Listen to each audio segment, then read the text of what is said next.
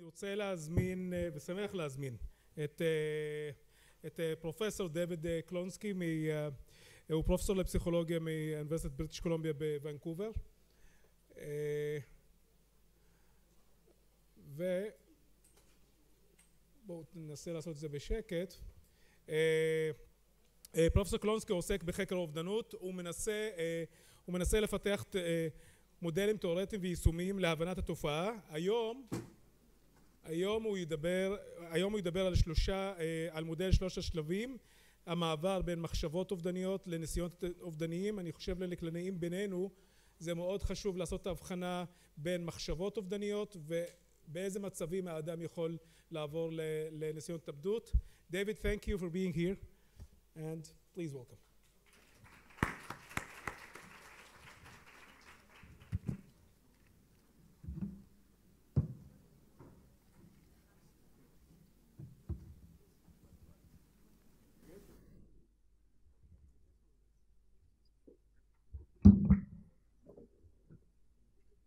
שלום, אני מצטער שאני רק יכול לדבר קצת עברית, אז אני חייב לדבר באנגלית. Thank you for letting me speak in English. It is a privilege to be here and part of this very impressive meeting and very impressive group. And thank you, Yossi and Sammy, for inviting me and having me. So I'll be talking about what we call the ideation action framework in the three-step theory of suicide. First, I'm going to talk briefly about why scientific research is necessary and we need to keep doing and improving what we do. I'll then talk about the ideation action framework, including what it is and why I think we need it and all should use it. And then I'll conclude by talking about the three-step theory of suicide, which is a specific theory positioned within the framework. So first things first. Why is this work necessary? There's a couple easy ways to answer the question, and the first is simply that suicide is an important problem that we don't know how to fix yet. So worldwide, almost everywhere you look, suicide is a leading cause of death. In North America, it's about the 9th leading cause of death. My understanding is that in Israel, it's about number 15. My understanding is that in recent years, suicide is the number 1 cause of death in the IDF, and I believe the number 2 cause of death among youth. But I trust you over me on that. It's also important to recognize that when we save somebody's life, we are often saving our best and brightest. There's, of course, a lot of stigma against suicide that presents a problem. And so examples of people who survived early life suicide attempts are Nobel Prize winners, top scholars like the president of my university, like the president of University of British Columbia, musicians, artists, Olympic gold medalists, and so these are the kinds of people we're trying to save. Beyond mortality, beyond death, for everyone who dies by suicide worldwide, there's roughly 20 people who have made a suicide attempt. And for everybody who has attempted suicide, there are 2 to 3 people who have seriously considered suicide but not attempted. And so it's fair to say that a large minority of people have experienced a suicidal desire, have felt suicidal. Now, another way to address the question of why research is necessary in this area is not just because it's important, but because of what happens when we proceed, when we move forward without sufficient research. So there are a few examples. For example, a few decades ago, when people first started developing group treatments for self-harm in adolescence, there was a very good motive behind the idea that a lot of adolescents were engaging in both suicidal and non-suicidal self-harm. They developed some groups to help, the idea being that you can reach more adolescents that way, more teens that way. Perhaps they have a shared experience and it would be beneficial to be in groups together. The people who put these groups together were very well-meaning and very well-educated, but it turned out when they actually did the studies, the adolescents who were receiving the group treatments for self-harm ended up engaging in more self-harm than adolescents who are not in the groups. And in hindsight, this is probably because adolescents were sharing a lot about their self-harm in the group and perhaps normalizing the behavior, maybe even giving each other ideas. Nowadays, when we run groups, we're smarter. We know that groups should talk about certain things, but not other kinds of things. So in the groups, we shouldn't discuss specific methods or specific injuries. But we didn't know that in the beginning, and we were accidentally harming people, and it was the careful, controlled research that allowed us to figure out what was happening. Another example, I know this has come up in the United States. I work in Canada, but I am from the US. This is an example that might have come up in other areas too. There was a high school student in Texas in the United States who died by suicide, and the class wanted to commemorate this person and give this person a full page in the yearbook as a way to memorialize their life. This is a very wonderful gesture. At the same time, it's something that's very scary for a lot of people in the field of suicide prevention. We know from the limited research available that this is the kind of thing that might increase suicide risk in other adolescents.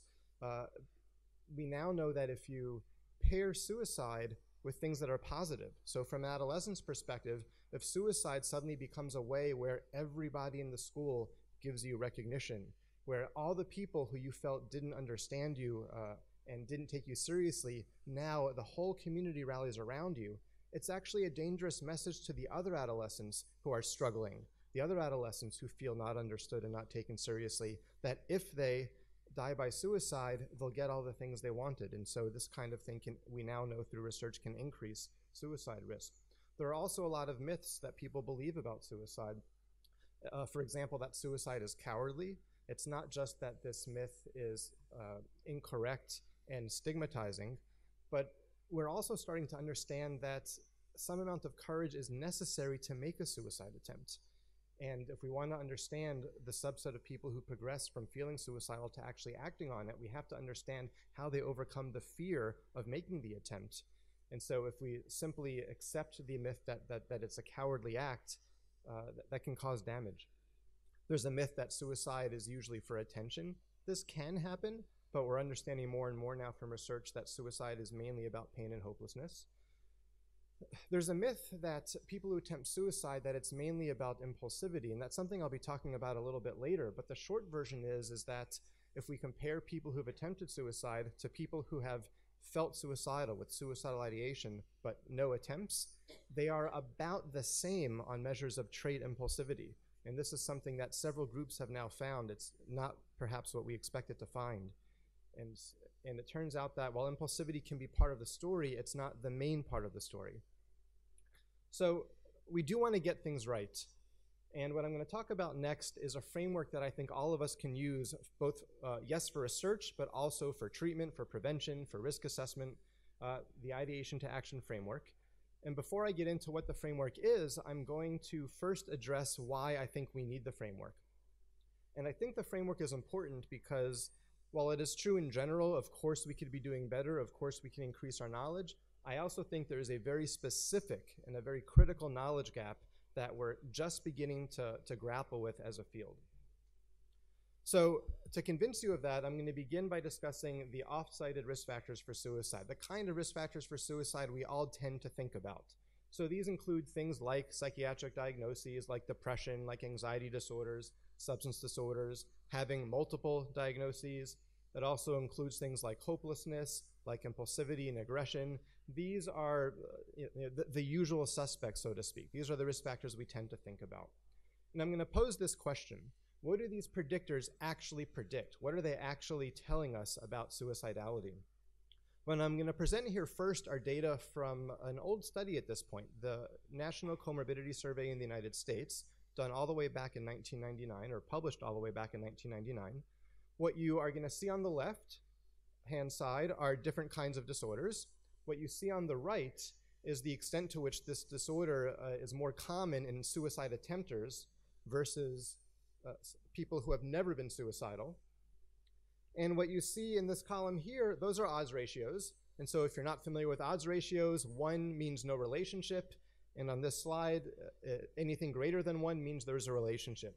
It means that suicide attempters are much more likely to have the disorder than people who have never been suicidal. And non-suicidal here means no attempt, but also no history of ideation, never considered suicide. So what we see here in this first slide is what we would expect to see. We see that if you have major depression, you're much more likely to be a suicide attempter than someone who's never been suicidal, an odds ratio of 11. Same for any mood disorder, odds ratio of 13 almost. when we look at anxiety disorders and substance disorders, the odds ratios go down somewhat, but they're still well above 1. And if we look at the bottom there, if you have 3 or more disorders, the odds ratio is 20. So all of this is consistent with what we expect to see. On this next slide, we have a similar comparison, but there is an important difference. We're now comparing on the right people who've never been suicidal to suicide ideators. So that's a group who has seriously considered suicide but never made an attempt. And so in this comparison, there are no attempters. When we look at the data, we see a similar pattern. We see that depression and mood disorders increase the chances that you have had suicidal ideation. We have odds ratios near 10. Similar pattern for anxiety and substance use, lower odds ratios, but still well above 1. And if we look at the bottom, odds ratio all the way of 14 if you've had multiple diagnoses. So far, all of this seems to say that our usual risk factors for suicide are operating the way we think. But here, in this final comparison, is where we see something different. Here we're comparing suicide ideators who have never made an attempt to people who have actually made a suicide attempt. And I would argue that this is a critical comparison for at least 2 reasons. One is that this is the situation that often presents to us clinically. You have somebody who has suicidal thoughts, and you want to understand something about their likelihood of transitioning, of progressing to an attempt. Also, theoretically, any good theory or any good model of suicide should be able to say something about when suicidal ideation progresses to an attempt. And as a reminder, most people who with suicidal ideation do not make an attempt. So this is a critical comparison, and yet this is precisely the place where our risk factors stop predicting. Instead of odds ratios near 10, 15, even 20, all of a sudden, all of our odds ratios drop to 2 or below. In other words, this set of risk factors on the left tells us little to nothing about the difference between who considers suicide and who attempts suicide. This was a conclusion that was not lost on the authors. They did conclude that all significant risk factors were more strongly related to ideation than to progression from ideation to an attempt. And importantly, while this study was done in a United States sample, this pattern has since been replicated in the World Health Organization data across more than 20 countries and in both adolescents and adults. So it's a pattern that's real, that seems to be occurring across culture and across age. And so we have to take it seriously. Now, we might also think, well, even if we accept that that's true for psychiatric diagnosis, suicide risk is about a lot more than just psychiatric disorders. What about other kinds of risk factors that matter, starting with hopelessness? And so what we are going to see here, we have a different measure of effect size here. This isn't odds ratios anymore. It's now Cohen's d. And so 0 means no relationship. 0.5 is modest, and 0.8 and getting to 1 and exceeding 1 will be large. And so what we see here for this first comparison in a study of hopelessness in adolescents, that if we compare suicide attempters to people who have never been suicidal, we see a large effect. People who have teens who have attempted suicide are much higher on hopelessness. Makes sense. Now in this sample, we're looking at never suicidal to suicide ideators who have never made an attempt. We see a medium to large difference. Now we're going to switch to our critical comparison. Suicide ideators to attempters, and suddenly our prediction drops down. 0.3 is usually the cutoff for small, so we see a smaller than small effect. In other words, hopelessness is not the major difference between who attempts suicide and who considers suicide. Turning to impulsivity, often considered the quintessential risk factor for acting on suicidal thoughts. If we look at our first comparison, we see a robust, although medium-sized difference. We look at our second comparison, it's medium starting to get larger. We look at our critical comparison, ideators versus attempters, and our prediction drops out.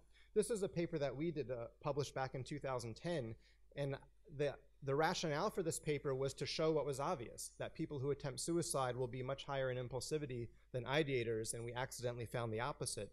Or no effect. It turns out that other teams at the same time were finding the same thing. So this has replicated in multiple labs now. What about aggression?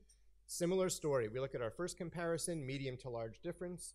Our second comparison, medium to large difference. We look at the critical comparison. Ideators and attempters are about the same. Here are some data from a meta-analysis we published a couple of years ago. We tried to find every study that ever compared attempters to ideators on any measure, and Anytime that we had 3 or more studies that looked at a particular variable, we meta-analyzed the results. So here are findings for depression severity measured continuously, presence or absence of a depressive disorder, and also hopelessness. And now these are now across multiple studies. So our first comparison is ideators compared to people who have never been suicidal. And we see medium to large differences on all of these variables. Ideators are, as we would expect, more depressed and more hopeless than people who have never been suicidal. We switch to our critical comparison, and those large effect sizes go below small. So again, 0.3 would be the cutoff for small. We're below small for depression, and we're basically right at 0 for hopelessness. What if we finally turn to a more recent time frame? And so here we're looking at the past 12 months.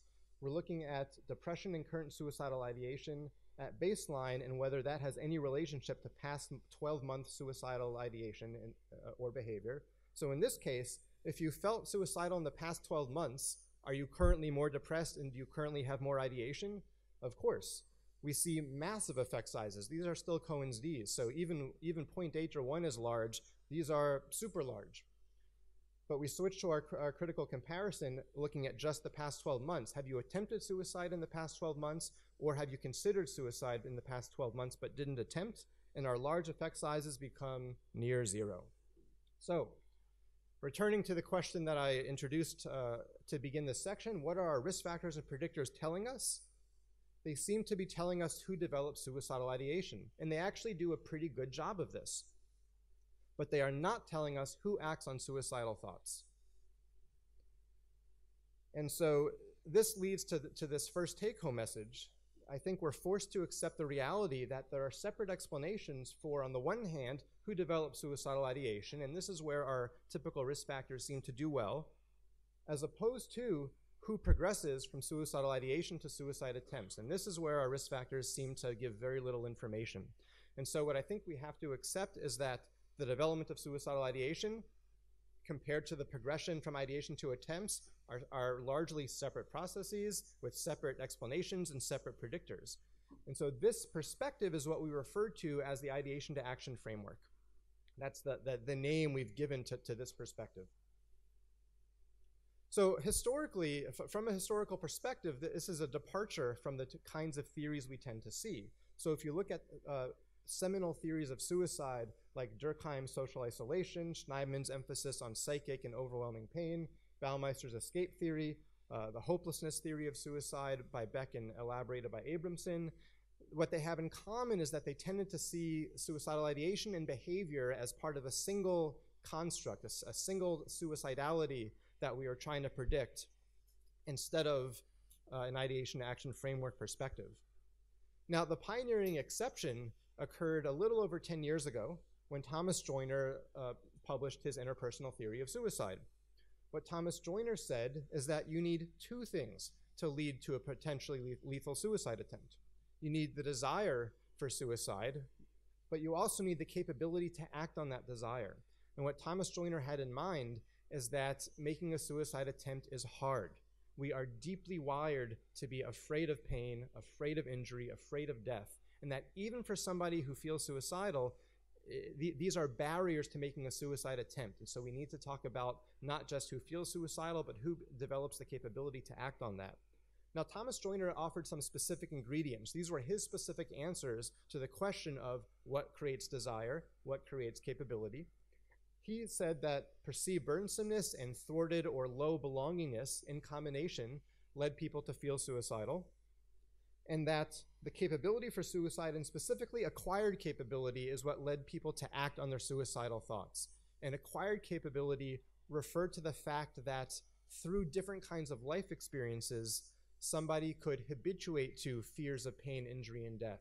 So for example, someone who's had lots of exposure to pain and trauma in their own life, whether or not it was their choice, they have now had a lot of experience dealing with pain, dealing with fear. That's the kind of thing that will increase their capability. There is an infinite number of examples of what he called painful and provocative events that could increase somebody's capability for suicide by giving them experience with injury and death, and therefore make it easier for them to overcome fears of injury and death and make a suicide attempt. Now, what we've argued is that regardless of whether you agree with the specific ingredients in Joiner's theory, that when he published this theory, he gave the field more than just his theory. He also gave the field a framework to guide all of suicide knowledge and prevention. And so this is the framework that we think, regardless of whether you buy into, whether you agree with a particular theory or not, we feel very strongly that all of us need to be working from this framework. Whether we're planning our studies, whether we're planning our treatment, we need to understand that understanding suicidal ideation and understanding progression to an attempts are different processes with different explanations. And that's the ideation to action framework. Now, this has field-wide implications, as I've started to argue. It certainly has implications for research design. One implication is that we should stop simply comparing attempters to non-attempters. We need, in our research designs, in some way to take ideation into account, either by having a third group of people with ideation who have not attempted. Maybe we can statistically control for ideation, but in some way we need to take ideation into account. Otherwise, every time you find a difference between suicide attempters and people who have not attempted suicide, that difference might be because all the attempters have also experienced ideation. And in fact, based on the data I just reviewed, that is what's happened over and over again. Correlates or predictors of attempts are actually correlates and predictors of ideation, but we're only starting to realize that. There are field-wide implications for intervention and prevention. Very briefly, anything we do to try to reduce suicide risk should be very clear on what ingredients are meant to reduce ideation and what ingredients are meant to block progression from ideation to attempts. And there's also implications for risk assessment and conceptualization. So to elaborate on that last one, typically when we think about suicide risk factors, we are given a list. Here's a list.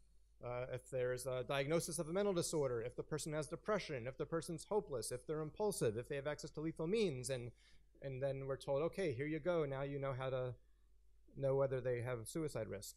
At the very least, what the frameworks, ideation action framework suggests we should do is to think about risk in terms of at least two parts. There's risk for the development of suicidal ideation, and as far as we could tell from research so far, this is where mental disorders appear, this is where depression appears, hopelessness. So far, even impulsivity seems to predict ideation more than attempts. If you actually account for ideation in research designs, impulsivity predicts ideation. It doesn't predict attempts over and above ideation history. So far, that's what we're seeing. In terms of mental disorders, most mental disorders seem to predict ideation, but not progression to attempts. There are some exceptions. For example, post-traumatic stress disorder is one of the mental disorders that also predicts progression from ideation to attempts, but most do not. Now, on the right-hand column, then that's where we talk about the risk of progressing from suicidal ideation to attempts. So that's where Joiner's acquired capability appears. That's where access to lethal mean appears, and I think as a field, and especially in Israel, we've been very good at thinking about access to lethal means. But there is a whole other universe of factors that belong on this half that we've only just begun to consider and only just begun to research. As one small example, expertise in lethal means matters a whole lot too, not just access. So imagine two people with equal suicidal desire and equal access to a firearm. If one person has expertise with the firearm, they've used it before, they know what it feels like when you pull the trigger, and the other person has not used a firearm before, that second person will be worried, what will it feel like? Will the firearm recoil when I try to press the trigger? Will it go wrong? Will I injure myself and it won't end in death? I would argue that the capability for suicide is a lot lower in that second person, even though suicidal desire is the same and access to firearms is the same. Social contagion, you are probably very aware that it's often the case that if there's a suicide in a particular community, especially adolescents, the risk for additional suicides increases. And I think the explanation for that is not because a suicide increases the extent to which other people feel suicidal in the community, but if you think about an adolescent or a student in a high school, let's say, who dies by suicide, and you think about how that affects all the other adolescents who are already thinking about suicide. For most of those adolescents, they do not yet have the capability to act on their ideation. They might not even be able to imagine actually attempting suicide. But if somebody just like them attempts suicide or dies by suicide and they learn about it, and maybe they even learn about the mechanism the person used, Suddenly, that adolescent who felt suicidal but couldn't imagine doing it, they know somebody just like them who died by suicide, and they even know the method they used to successfully do it. And so I think social contagion is increasing risk by suicide on the second end of the framework. Some variables will appear on both sides. So one example is non-suicidal self-injury. We have really good data now in the field that non-suicidal self-injury increases the risk for ideation, because if somebody's self-injuring, they're trying to regulate intense, overwhelming negative emotions that increase the chance that they'll experience suicidal desire. But also, non-suicidal self-injury, whether or not people realize it, is a way to habituate to self-inflicted pain and injury. So if you have somebody who's self-injuring, they may not at all feel suicidal, but they are becoming more capable of self-inflicted injury than they used to be. And should they develop suicidal ideation, their capability is much higher than a typical person. And so some variables might be considered double trouble risk factors from the perspective of the framework. Now, Joyner's perspective, we argue, has kicked off a new generation of theories that fall into this ideation, that position themselves within this ideation action framework. So there was Joyner's interpersonal theory in 2005, Royer O'Connor's integrated motivational volitional model in 2011, and my Hebrew's not that great, but from what I've picked up watching some talks so far, I hear people, I think, using Royer O'Connor's variables and constructs, entrapment and defeat. And the three-step theory, which my lab published in 2015. And so the last part of this presentation, I'm going to describe the three-step theory of suicide, a theory that's positioned within this framework, but that goes into some specifics about how we should understand suicide. First, this isn't a slide claiming that it's a good theory. This is a slide that's saying what we should expect from a theory for it to even have a chance of being good. So for a theory of suicide to be considered useful, I think at the very least, and hopefully I've convinced you so far, it needs to be positioned within the ideation action framework. It should be consistent with the basic behavioral and cognitive principles that have served us very well in many domains of psychopathology, many domains of treatment. In other words, we shouldn't have to reinvent a brand new psychological theory of suicide. It should be very much enmeshed in the kinds of propositions that have already been tested and utilized successfully.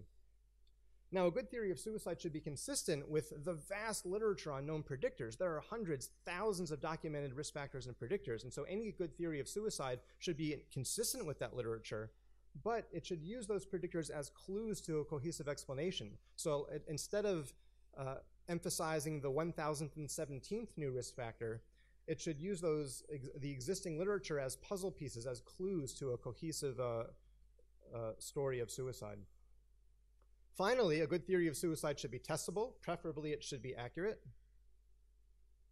And a good theory also must achieve a very tricky balance. On the one hand, it has to be broad enough to account for tremendous individual variation. The story of suicide in an 84-year-old widow is not going to be the same story as a suicide of a 13-year-old boy. But at the same time, the theory has to be specific enough to be useful and to be clear and to be actionable. And so this is what the three-step theory is trying to achieve, all those benchmarks.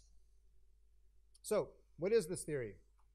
Step one addresses the question, when does suicidal ideation develop? And we say that suicidal ideation develops when two necessary conditions combine, and the first is pain. Usually this does mean emotional pain, like the psychache emphasized by Schneiman, the unbearable psychache, but it also could be physical pain, basically anything that makes life aversive. Why do we start here? We start here because in a very fundamental way, all of us, all people, are creatures of behavioral conditioning. We do things when they're rewarded. We avoid things when they're punished. This is wired into us from birth. You can see it at a very early age. Even if a young child touches a hot stove and gets burned, they learn very quickly not to do it again. Now, if your experience of life is that it's painful, your experience with trying to engage with life is that it's met with pain, you're essentially being punished for trying to engage with life. And it will kick off that instinct that maybe this isn't for me. But we are not just behavioral creatures, we also have thoughts.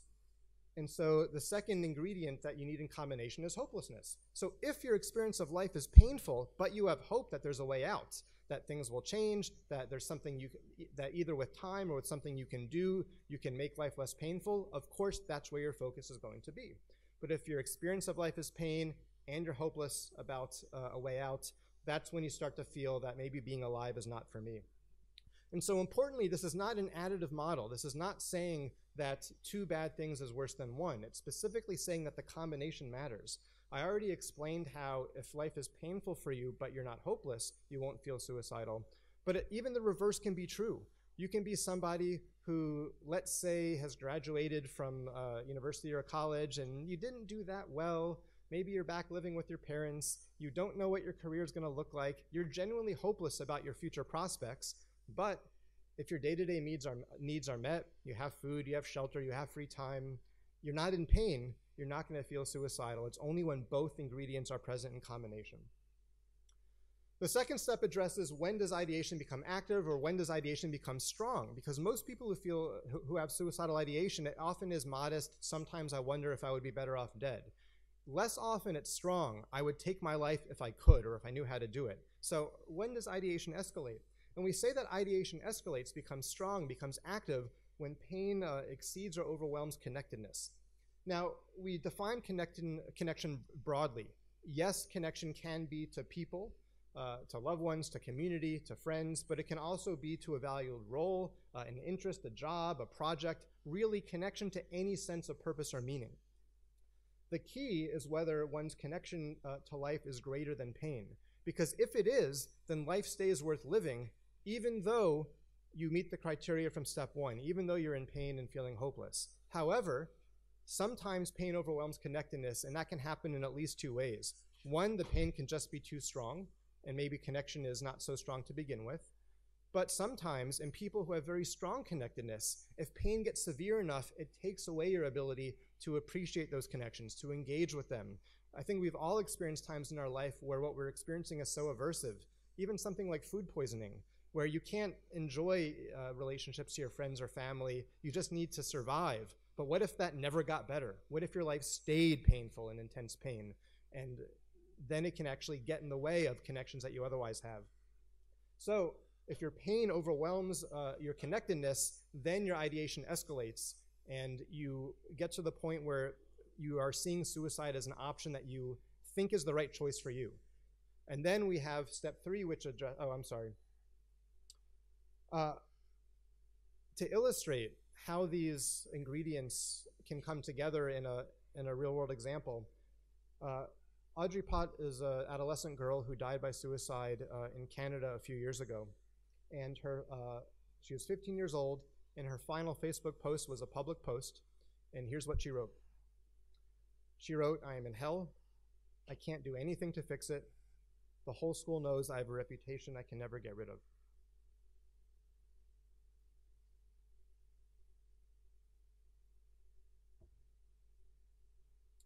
The final step of the three-step theory addresses when ideation leads to action.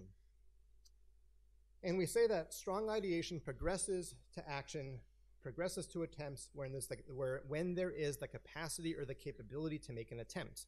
Now, we start at the same place that Thomas Joyner started in his theory, acquired capability. We agree that people can have experiences in life that habituate them to pain and injury and death and can make them more capable. But we also expand this in two ways. We suggest that there are dispositional contributions to capability for suicide. For example, some people are born with a higher pain tolerance, which makes it easier for them to make a suicide attempt. Some people are born less fearful of things like death. There was a really interesting study just last year where they found that the personality, the temperament dimension neuroticism, which basically is a personality trait characterized by more frequent and intense negative emotions. They found two patterns. Neuroticism predicts suicidal ideation, so it raises risk for feeling suicidal, and that makes sense. Experiencing more frequent, intense negative emotions would do that. But among people with suicidal ideation, neuroticism was protective against making an attempt. So if you had suicidal ideation but were high in neuroticism, you were less likely to transition to an attempt. And the idea there is if you have this disposition or this dispositional sensitivity to negative emotion, it becomes harder to confront the fear involved of potentially taking your life. And so there's dispositional factors that can contribute to capability, and there's also a whole universe of practical factors that we're only beginning to fully address. So access to lethal means is definitely the one that I think has been most on our minds in the past. I gave some examples of how even knowledge is not the same thing as access, but practical contributors to capability can take all sorts of forms. So for example, let's say an adolescent girl feels suicidal, goes on the internet and learns that, that Tylenol can kill you an overdose, but Advil cannot. From the perspective of the theory, this person's practical capability just went up quite a lot. Another example of how this comes into play, there is some data that, that anesthesiologists, I don't know the Hebrew word to make sure that, is that obvious or not obvious? Okay, hopefully if you're Rofem Malbim. Thank you. Have higher suicide rates. And that leads some people to question whether anesthesiologists, there's something about their life that's more stressful, or maybe they were the medical students who didn't do so well, and so they had to be anesthesiologists, they couldn't be, surgeons. But I think those examples of potential explanations are looking at the wrong end of the ideation action framework. What's unique about anesthesiologists is that they have exquisite knowledge and access to the kinds of medications that not only can end one's life, but even reduce the pain or fear one might experience in trying to make an attempt. And so if an anesthesiologist develops suicidal ideation, they have much higher capability to act on it than a typical person.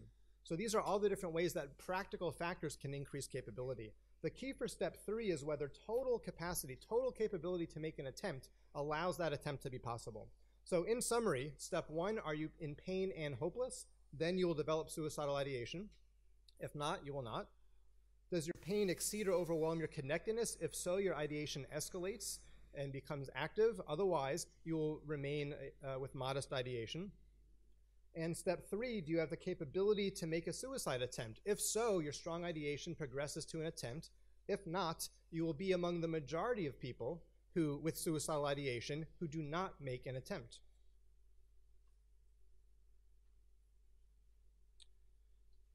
Because we started late, I don't know what my timing is. Can I get some sort of estimate? 5 minutes total? 7 minutes? Well, there are always choices to make. And I will present to you a piece of the evidence for step 1. Now, when it comes to evidence, there needs to be a high threshold, because if we look at this slide, here are some predictors of suicide. There's a lot of them. This slide could obviously keep going forever. But a key point is all of these things correlate with suicide. So if I want to convince you that, let's say, pain and hopelessness matter, I cannot just show you evidence that they correlate with suicide, because of course they do. I need to show you that they stand out, that there's something special about these. And so here's one kind of evidence that they stand out. Several years back, we developed a measure of motivations for suicide, and you can see the kinds of motivations we assessed. Related to, basically, we tried to measure motivations from major theories of suicide. We didn't know about Rory O'Connor's theory, though, when we created this measure a little over 5 years ago. So we measured things like hopelessness and pain. I attempted suicide because my hopelessness was the worst it's ever been. I was in overwhelming pain. I attempted suicide because of low belongingness, to solve a problem, perceived burdensomeness, for help-seeking, interpersonal influence. I don't know, it was impulsive. These are the kinds of motivations we assessed. We first looked at this in adult community outpatients, and I think these were from Vancouver. And we found, oh, okay, it looks like in this sample, hopelessness and overwhelming pain stood out as the most common motivations. All right, it's just one sample. We then looked in undergraduates who had made suicide attempts in the past 3 years at the University of British Columbia, and we found the same thing. Pain and hopelessness were the most common motivations. We then looked at a sample of adolescent psychiatric inpatients, and this was in a psychiatric hospital at Brown University in the US. And again, pain and hopelessness were at the top. We then looked at an online sample where we screened people who had made suicide attempts, and again, pain and hopelessness were at the top. We then looked at adult psychiatric patients who were hospitalized for past week suicide attempts. We measured their motivations, and again, pain and hopelessness were at the top. And so this is a kind of the evidence that led us to think there is indeed something special about the step 1 ingredients of pain and hopelessness. One other piece of evidence for step 1 is that it comes from a study that this person has presented repeatedly at conferences and has not published yet, and I keep bothering him, telling him to publish it. He examined 2 samples, adolescents who were hospitalized for a suicide attempt, so a more severe attempt, but also loved ones who had lost adolescents to suicide. And what he asked both these groups is, what was different in the minutes, hours, and days leading up to the suicide attempt. And he looked at 40 possible factors, or 41 or 42 possible 42, that were nominated by suicide prevention experts, things they thought would be different. And so social withdrawal, agitation, sleep problems, these were the kinds of things they looked at. And across both groups, the two most commonly endorsed answers were emotional misery or feelings of hopelessness about the future. So this is some of the evidence that pain and hopelessness stand out. Because time is short,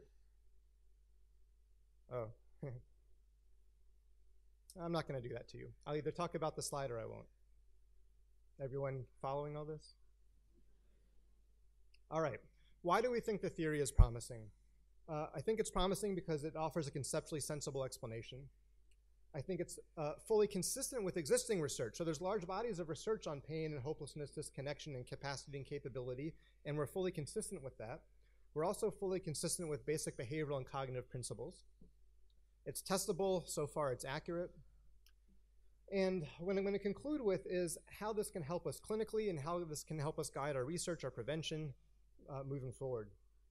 So first of all, I think the theory provides a very useful organizing model for suicide risk. I showed you that slide earlier where risk factors kept coming out and coming out and coming out. It's a very overwhelming list. It's not helpful that we have so many risk factors and correlates. It's overwhelming and maybe gets in the way. And so the three-step theory might give us a way to understand this incredibly large literature. So for example, things like psychic, from Schneemann, depression, anxiety, emotion dysregulation, distress, most mental disorders, they are relevant for suicide risk, but to the extent that they increase pain. That's perhaps the main way that they increase suicide risk. Hopelessness is where we might understand the contributions of the Beck hopelessness scale from that literature, pessimistic outlooks, learned helplessness, perhaps self-efficacy and future orientation. Connectedness is where we see the contributions of things like social isolation and loneliness, like belongingness and burdensomeness from Joiner's theory. Capacity or capability is where we see access to lethal means and knowledge of means and other contributors to capability. So by emphasizing the 4 factors on the top, we are not saying that all the other risk factors don't matter. We're actually providing a context and even an explanation for the ways in which they do matter. And so if we want to understand prevention and intervention, what the 3-step theory suggests is that if we want to reduce suicide risk, any method we use will succeed to the extent that it can reduce pain, increase hope, improve connection, or reduce capability. I assume I still have 10 more minutes.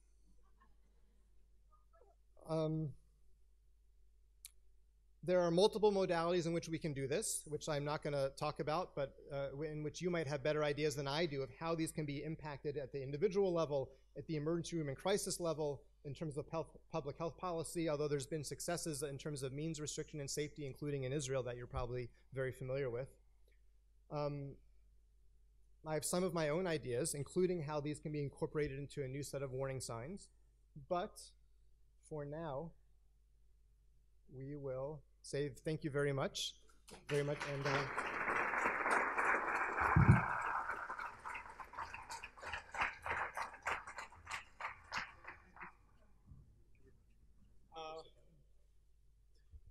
האם יש זמן לשאלות או מה? אוקיי.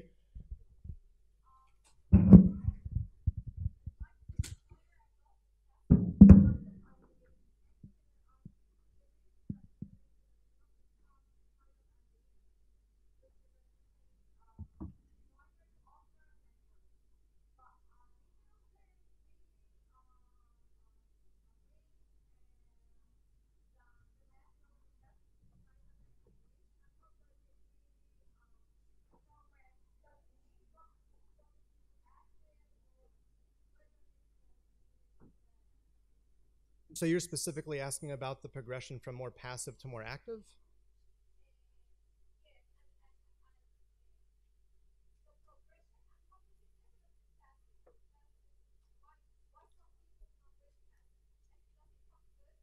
Oh.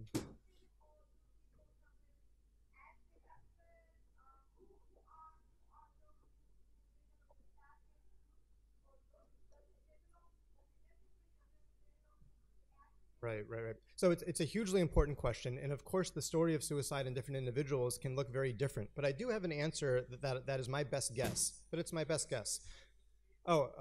So the question is, when you talk about the distinction between passive ideation and active ideation, how do we understand that difference? For example, does everyone start with passive and it becomes active, or do people start at different points on the spectrum? And the theories are maybe not addressing that as specifically.